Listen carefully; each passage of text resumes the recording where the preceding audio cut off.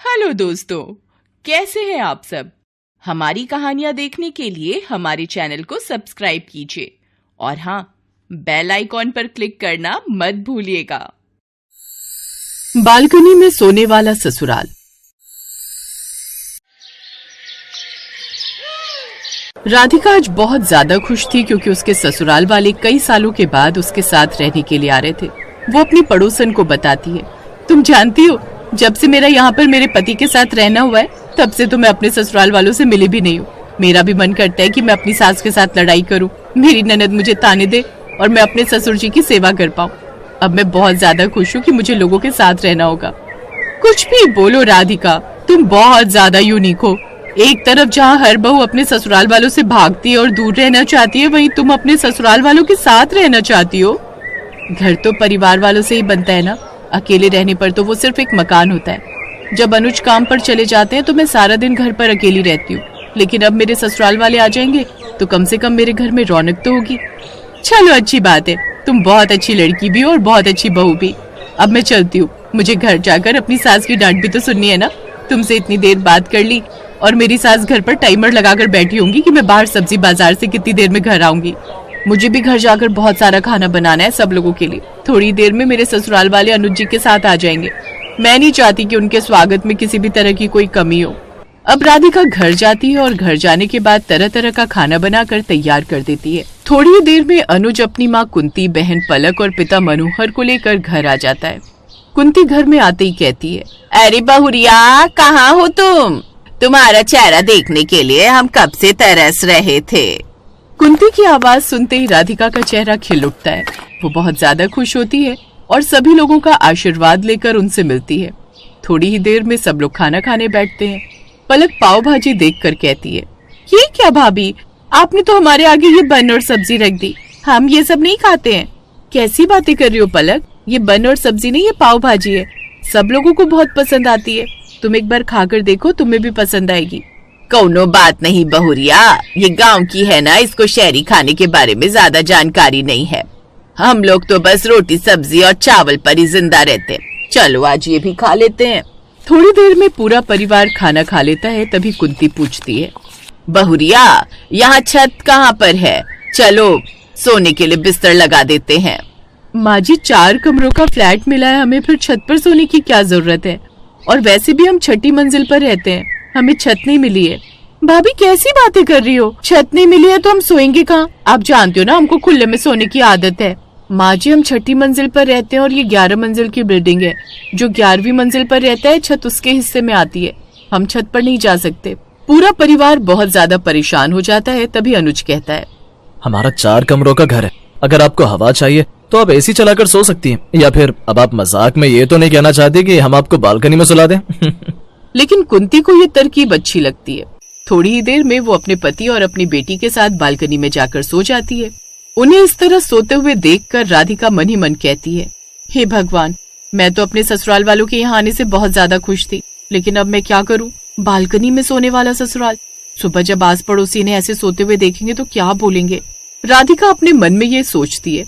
अब अनुज और राधिका अपने कमरे में जाकर सो जाते हैं। सुबह जब राधिका दूध लेने बाहर जाती है तभी उसे उसकी दोस्त मिलती है और रेखा कहती है, क्या बात है राधिका, तुझे अपने ससुराल वाले पसंद नहीं आए क्या? नहीं नहीं, ऐसी तो कोई भी बात नहीं है, तुम ऐसा क्यों बोल रही हो रेखा? पूरी सोसाइटी तरह तरह की बातें बना रही है। हर कोई ये कह रहे कि राधिका के घर वाले गाँव से आ गए, इसलिए राधिका गुस्से में मुँह फुलाकर घूम रही है और उसने अपने बेचारे गाँव से आए घर वालों को बालकनी में सुला दिया। हे भगवान, ये मेरे बारे में कैसी कैसी बातें उड़ा रहे हैं लोग, जबकि ऐसा कुछ भी नहीं है। मैं बताती हूँ असली वजह क्या है। अब राधिका पूरी बात विस्तार से रेखा को बताती है। ये सुनने के बाद रेखा भी हैरान रह जाती है और कहती है, ये तो तुम्हारे साथ बहुत ज्यादा गलत हो गया राधिका। सब लोग तुम्हारे बारे में उल्टी सीधी बातें कर रहे हैं। उन्हें लग रहा है कि तुम एक खड़ूस बहू हो, जबकि तुम तो बहुत अच्छी हो। रेखा की बात राधिका को समझ में आ जाती है। अब राधिका मार्केट जाकर बाजार से कुछ ऑटोमेटिक तारे और चांद वाली लाइटें लेकर आती है और उन्हें सब लोगों के कमरे में लगा देती है। वो कुंती और पलक को कमरे में बुलाती है और लाइट बंद करके वो नजारा दिखाते हुए कहती है, मैं जानती हूँ कि आप लोगों को आसमान में देखते हुए सोने की आदत है ना, इसलिए मैं ये लाइट्स लेकर आई हूँ। अब आप अंधेरा करके इन्हें जला लेंगी तो आपको ऐसा लगेगा कि आप छत के नीचे ही सो रहे हैं। फिर थोड़ा सा एसी चला लेना तो ठंडी ठंडी हवा भी लगेगी। अरे मेरी शहरी भाभी, आप ये सब क्यों कर रही हो? जब हमारे पास असली आसमान है तो फिर हम बालकनी में सोएंगे ना। हम इस तरह नकली सितारों के बीच में क्यों सोए? बहुरिया, तूने हमारे बारे में इतना सोचा, ये बहुत बड़ी बात है। लेकिन ये नकली चांद सितारे तो तू अपने होने वाले बच्चों के लिए रख ले, हम तो बालकनी में ही सोएंगे। कुंती और पलक अब वो लाइट्स वाला आइडिया रिजेक्ट कर देते हैं। माँ जी, ननद जी, सभी सोसाइटी वाले मेरे बारे में तरह तरह की बातें बना रहे हैं। उन लोगों को ये लगता है कि मैं आप लोगों से नाराज हूँ और आप लोगों को जबरदस्ती बालकनी में सुला रही हूँ। राधिका ये बोलकर रोने लगती है। कुंती और पलक से उसका रोना देखा नहीं जाता और कुंती कहती है, अगर ऐसी बात है राधिका बहू, तो अब से हम अपने कमरे में ही सो जाएंगे। भले ही हमें नींद आए या ना आए, पर हम अपनी बहू के बारे में किसी को कुछ भी बातें बनाते हुए बर्दाश्त नहीं करेंगे। अब पूरा परिवार कमरे में सोने की कोशिश करता है, लेकिन उन्हें पूरी रात नींद नहीं आती। अगली सुबह जब राधिका देखती है कि सबकी आंखें सूजी हुई थी, तो वो सब कुछ समझ जाती है। फिर रात का समय आता है।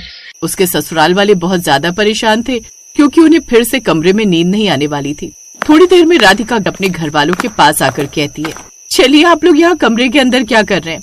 मैंने बालकनी में सब लोगों के लिए बिस्तर लगा दिए, वहीं चलकर सोते हैं। ये कैसी बातें कर रही हो तुम राधिका? अभी तुमने ही तो बोला था कि सब लोग तुम्हारे बारे में उल्टी सीधी बातें बनाते हैं। हाँ अनुज जी, मैंने ऐसा बोला था, लेकिन लोगों का तो काम ही होता है बातें बनाना। लोगों के हिसाब से तो हम नहीं चल सकते ना। और अगर मैं भी आप लोगों के साथ बाहर बालकनी में सोऊंगी, फिर तो किसी के पास कोई बात बनाने के लिए होगी ही नहीं। कुंती अब राधिका के पास आती है और उसमें कहती है, मैं बहुत ज्यादा खुश हूँ कि मुझे इतनी प्यारी और समझदार बहू मिली है। बहू, तुझे हमारी वजह से बालकनी में सोने की जरूरत नहीं है, क्योंकि मैं जानती हूँ कि तुझे कमरे में सोने की आदत है। हम लोग बालकनी में सो जाएंगे और जिसको जो बोलना है बोलने दो। मुझे भी एक आइडिया है जिससे कोई भी हमारे बारे में कुछ बातें नहीं बना पाएगा। तभी अनुज ऑनलाइन ऐप से एक शील्ड मंगाता है, जिसे वो अपनी पूरी बालकनी में लगा देता है। इससे बालकनी के बाहर का कुछ भी नजर नहीं आ रहा था, बस थोड़ा सा आसमान दिख रहा था, जिससे ठंडी हवा भी आ रही थी। अब आस पड़ोस वाले अंदर झांक नहीं पाते थे और उसके घर वाले बालकनी में आराम से सो सकते थे, वो भी किसी की दखलंदाजी के बिना।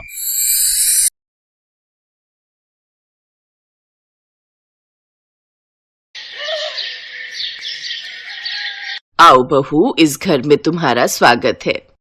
ये कहकर अंजलि कलश गिराकर अंदर आती है, जहाँ उसकी सास उससे कुछ रस्में करवाती है। सारी रस्में होने के बाद, अविनाश बेटा जा, बहू को कमरे में ले जा, वो भी थक गई होगी ना। जाओ बहू, अब आराम कर लो, बाकी की रस्में कल हो जाएंगी। इतनी दूर की बारात थी तो थक गई होगी ना। ले जा इसे बेटा। जी माँ। अविनाश अंजलि के साथ कमरे में जाता है, जहाँ थकान के चलते वो लोग जल्दी ही सो जाते हैं। फिर आधी रात को अचानक अंजलि ठंड के मारे कांपने लगती है। ये क्या हो रहा है? इस ठंड में तो मेरी कुल्फी जम जाएगी, लेकिन ये अचानक मुझे इतनी ठंड क्यों लग रही है? कहीं कोई खिड़की दरवाजा तो नहीं खुला? अंजलि उठकर सारे खिड़की दरवाजे देखती है तो वो बंद होते हैं। तभी उसकी नजर ऊपर लगे एसी पर जाती है, जो कि ऑन था। हे भगवान, ये ठंड के मौसम में एसी किसने चला दिया? क्या हुआ अंजलि, क्यों आधी रात को बड़बड़ा रही हो? चलो सो जाओ। अविनाश देखो तो, ना जाने किसने अपना ये एसी ऑन कर दिया है। ये तो मैंने ऑन किया है। मुझे ठंड के मौसम में भी एसी चलाकर सोने की आदत है, और अब तुम भी ये आदत डाल लो। चलो अब सो जाओ। ठंड में कपकपाते हुए जैसे तैसे अंजलि सो जाती है। अगली सुबह गर्मा गर्म अदरक वाली चाय बनाकर वो अपने सास ससुर के कमरे में ले जाती है, जहाँ उसके सास ससुर भी एसी चलाकर सो रहे थे। लगता है इन सबका मानसिक संतुलन हिला हुआ है, जो इतनी ठंड में भी ये एसी चलाकर सोए पड़े हैं। अंजलि अपने सास ससुर को चाय देकर कांपते हुए उस कमरे से बाहर लौट आती है। कितना ठंडा कमरा कर रखा है।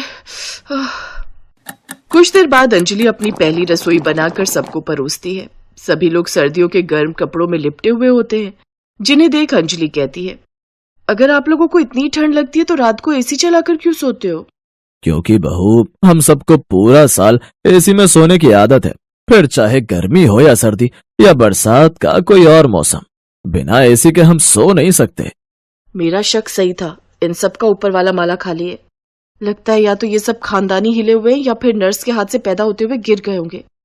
ऐसे ही कुछ दिन बीत जाते हैं। ठंड थी कि कम होने का नाम ही नहीं ले रही थी। बाहर लगातार कोहरा छाया हुआ था। धूप को निकले कई दिन जो हो गए थे। एक तो इस ठंड में मेरी कुल्फी जम गई है, ऊपर से इतने सारे बर्तन इकट्ठा हो गए। एक काम करती हूँ, अपनी ननद सुप्रिया को बोल देती हूँ मेरे साथ बर्तन धुलवाने में मेरी मदद करेगी।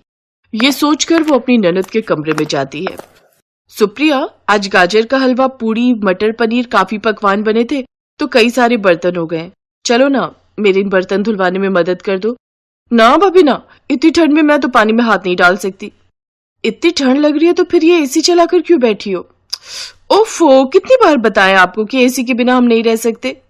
अंजलि के ससुराल में सबको ठंड में भी एसी में रहने की आदत थी, लेकिन अगर वो गलती से किसी को भी काम के लिए बोल दे तो सभी ठंड के बहाने बना लेते थे। ना बहू ना, मुझसे ये सब्जी नहीं कटती, देख नहीं रही कितनी ठंड है, मुझसे तो रजाई से भी हाथ बाहर नहीं निकाला जा रहा। अच्छा ला, मुझे जरा एसी का रिमोट तो दे, एसी ऑन कर लूं। जी तो चाहता है आज की सब्जी में जहर मिलाकर इन सबको दे दूं। ठंड में एसी में पड़े रहना है, लेकिन काम के लिए बोलो तो सबको ठंड लगने लग जाती है। अब अंजलि खुद ही सारा दिन घर का काम करती रहती और रात को बिस्तर पर सोने जाओ तो एसी के कारण उसे ठीक से नींद नहीं आती। अविनाश जी, आप ये एसी बंद कर दीजिए ना, मुझसे ये एसी की ठंड अब बर्दाश्त नहीं होती। कहाँ ठंड है अंजलि, और तुमने ऑलरेडी 2 रजाई ले रखी है। मैं एक कंबल तुम्हें और दे देता हूँ, लेकिन एसी बंद करने के लिए मत बोलना। तुम तो दिन में भी आराम कर लोगी, लेकिन मुझे तो ऑफिस जाना है ना, मुझे ऐसे नींद नहीं आएगी बिना एसी के। अंजलि का पति उसकी एक नहीं सुनता, जिसका नतीजा ये हुआ कि अगले दिन से अंजलि को ढेर सारी छींकें आने लगी। वो लगातार छींकें मारती जा रही थी। बस अब बहुत हुआ, अब और नहीं। अगर मैंने इन लोगों को सबक नहीं सिखाया तो मेरा भरी जवानी में ही राम नाम सत्य हो जाएगा। बड़ा शौक है ना इन लोगों को ठंड में भी एसी चलाकर सोने का। अब इन्हें बताती हूँ कि ठंड होती क्या है, लेकिन पहले खुद के लिए गर्मा गर्म अदरक वाली चाय बना लूं। अंजलि अदरक वाली चाय बनाकर पीती है, जिसके बाद सबको नाश्ता परोसती है। लेकिन ये क्या, आज तो नाश्ते में गर्मियों वाला नाश्ता था। वो सबके लिए नाश्ते में ठंडा ठंडा बनाना शेक, उसमें आइसक्रीम, कस्टर्ड और ठंडी बर्फ डालकर डाइनिंग टेबल पर रख देती है। भाभी, ये जनवरी का ठंडा महीना चल रहा है, कोई गर्मियों का अप्रैल मई नहीं जो आप ये गर्मियों वाला नाश्ता ले आई। आप लोग जब इतनी ठंड में भी एसी चलाकर सो सकते हैं तो फिर ये ठंडा नाश्ता क्या चीज है। करिए नाश्ता, ठंड में आइसक्रीम डला शेक पीने का भी एक अपना ही अलग मजा है। उफ, ये ठंडा नाश्ता करके तो मेरे दांत ही बजने लगे। अभी तो देखती जाइए आगे आगे होता है क्या। फिर अगले दिन अंजलि सभी के सारे गर्म कपड़े एक साथ धो देती है, जिसके बाद ससुराल वालों के पास एक भी गर्म कपड़ा पहनने के लिए नहीं होता, जिसके चलते सब ठंड से ठिठुरते हुए कहते हैं, बहू मेरी एक भी गर्म शॉल और स्वेटर नहीं मिल रहा, मेरे सभी गर्म कपड़े कहाँ हैं? हाँ भाभी, मेरी भी कोई सॉक्स, कैप या स्वेटर नहीं मिल रही है। मेरी अलमारी में भी मेरी लोई और गरम टोपी नहीं है। अंजलि, मेरी भी जैकेट, जीन्स कुछ भी नहीं है। अरे आप लोगों को ठंड कहाँ लगती है? जब आप लोग 8-9 डिग्री में भी एसी में सो सकते हैं तो फिर आपको ठंड कहाँ लगती होगी? उसकी बात का कोई जवाब न देकर वो सभी रजाई में बैठ जाते हैं। उधर अंजलि भी अपनी हरकतें जारी रखती है।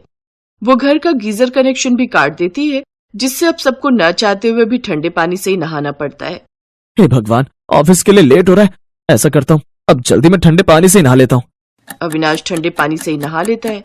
मेरी तो समझ में नहीं आ रहा, सबका गीजर एक साथ कैसे खराब हो गया। ठंडा खाना खाने और ठंडे पानी से नहाने के कारण, साथ ही ठंडे एसी की हवा में सोने के कारण अब उन सबकी तबीयत काफी खराब रहने लगती है। अंजलि जल्दी से डॉक्टर को फोन करती है। इन सबकी बॉडी का टेम्परेचर तो काफी गिर चुका है। इन लोगों ने क्या कोई ठंडी चीज खाई थी?